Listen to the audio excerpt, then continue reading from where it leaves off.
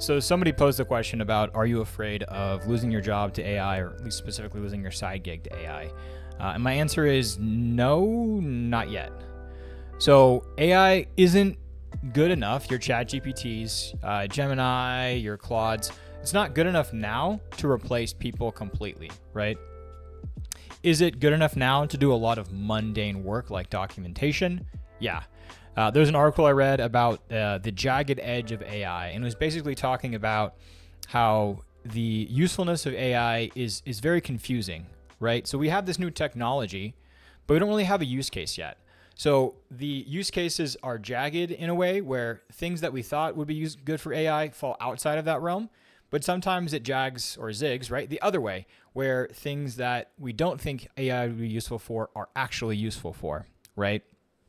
So we're kind of still in this exploratory phase. We have a technology without a use case, and it gets exciting and scary. And where do we actually put this technology to use, and where it will be the most effective in our day-to-day lives? So I would say right now, the best thing you can do with AI is learn how to use it and be its friend, right? Do not be the enemy of change, especially if that change is inevitable. You cannot get away from AI. It's here, and people are going to be using it. You can expect that almost everyone is going to be using it right now, right? Especially in professional setting.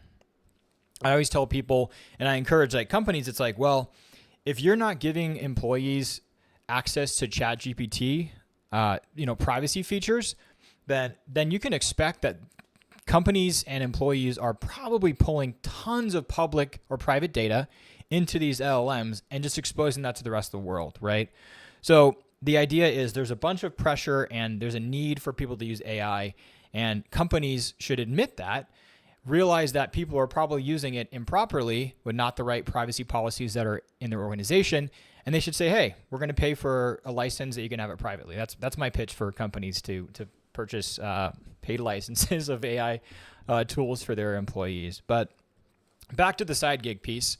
The other thing to mention is I do resume writing. And I've been doing it for about 3 or 4 years. That's been one of my side gigs, not all of them. It's a couple of them.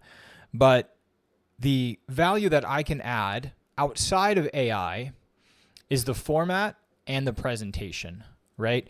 And there is a certain kind of touch that a human can give a resume that AI is not going to get. So there's all these tools that are out there for resume writing that are just very robotic. They're going to spit this out for you, but you don't have the sort of peace of mind that you're going to get from a person actually presenting that resume to you. Maybe I'm just full of it. Maybe I'm completely imagining it. Maybe I'm just all up in my head because I don't want it to be replaced by AI at some point, maybe. But there's the kind of assurance, just like you would get, talking to, this is like a weird comparison, but a therapist, right?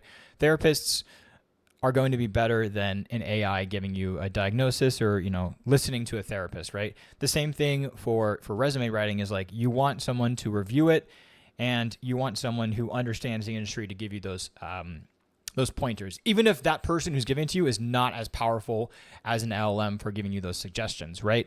And I think we have to realize, as people who are growing up in this age of AI, understand what are the skills that I can develop that AI is not good at. And okay, yeah, we don't really know exactly where it's going to shine, but we have a good idea, right? Like this communication, you and me, that's not going to be replaced by AI anytime soon, as far as I know, right? This sort of human-to-human interaction, there's certain fields and technologies that are not going to be replaced by AI, and I think we need to lean into them, right? So like, for example, getting an email now, dude, I don't know, that could be AI. But if somebody sent me like a video of them explaining something, it's probably a huge pain. I don't want to see a video of somebody explaining something, or a resume, right? If somebody sent like a video resume, it's like, yeah, that's definitely not AI. Their mouth is talking with their with their voice, right? And I can tell that it's real, right? So I think it's really important to get ahead of these kind of things and realize to yourself, in my career or in my side gig, wherever you're at, what are the things that I can use to hedge against the threat of AI, right? Because there's no use fighting against it. It's already here. It's already present. It's already being funded. Millions and millions of dollars are being put into it. I think OpenAI, I was looking at the data, they spend like $900,000 a day on AI. Microsoft wants to reduce that, right? But it's here. So embrace it and move with change. And it goes back to this one of my favorite Darwin quotes. Well, I mean, it's like the big Darwin quote, but people, when they think of Darwin, they always think of like, oh, it's like the survival of the fittest. It's the strongest guy who's going to win. And that's not true. Like, that's a huge misrepresentation of what Darwin's point was all about, right? And ultimately, it's not about the strongest animal or species or whatever. That is not the one who's the most likely to survive, right? This is me kind of talking Evo psych. Not the strongest who's going to survive, right? What do you mean? It's always survival of the fittest. Fitness is determined by your ability to change and reenact in your environment, right? So the number one predictor for survival is adaptability. It's not being strong. It's not being the most buff. It's not being the toughest, right? It's being able to adapt to your environment. And the same thing goes here too, right? AI is here. We got to admit that it's changing things really quickly. How are you going to adapt in your workplace and your side gig? And are you going to be able to make the best of it? So those are my thoughts. Thanks for listening to me ramble. Hope to talk to you guys soon.